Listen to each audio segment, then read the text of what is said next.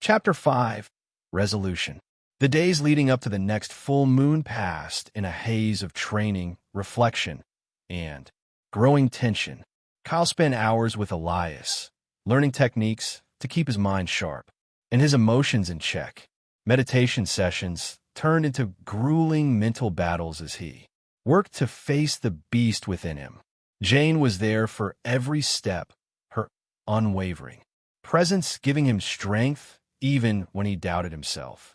"Remember," Elias said one evening as the three of them sat in the dimly lit study.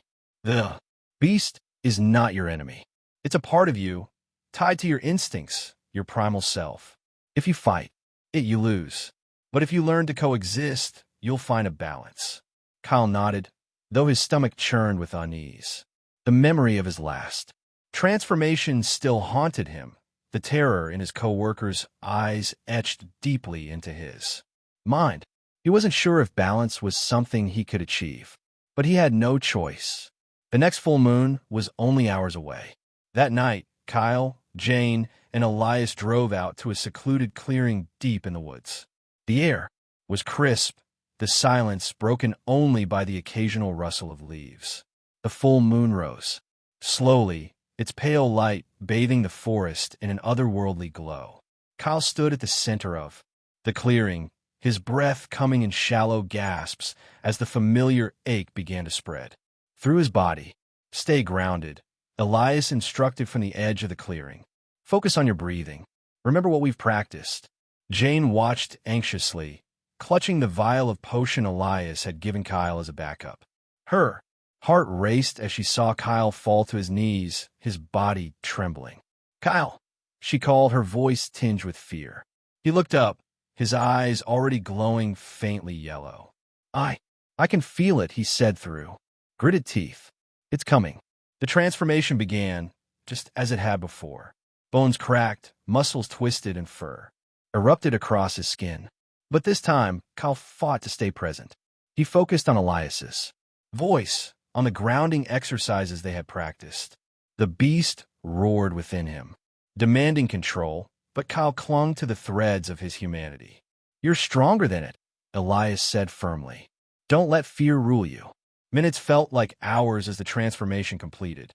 Kyle stood, now fully transformed, his massive frame silhouetted against the moonlight. His breathing was heavy, his claws digging into the earth. But his glowing eyes, though wild, held a spark of recognition. "Kyle," Jane said softly, stepping closer despite Elias's warning glance. "You're still you. I know you're in there." The werewolf turned to her, its snarls quieting.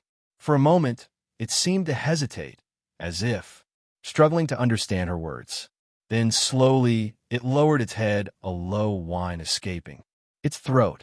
Jane stepped closer, her heart pounding, and gently placed a hand on its fur. "You did it," she whispered. "You're in control."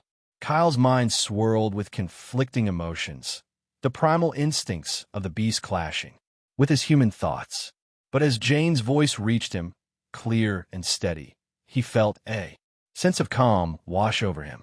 The rage subsided, replaced by something softer, trust. Elias watched in silent approval, his arms crossed. "You've taken the first step," he said as Kyle's form began to shrink, fur receding and claws retracting. Moments later, Kyle was on his knees, human once more, his body trembling with exhaustion. Jane rushed to his side, wrapping her arms around him. "You did it," she said again, her voice breaking with relief. Kyle looked at her, his eyes filled with gratitude and something deeper. "I couldn't have done it without you," he murmured. Elias cleared his throat, drawing their attention. "This was just the beginning," he said. "The beast will always be a part of you, Kyle.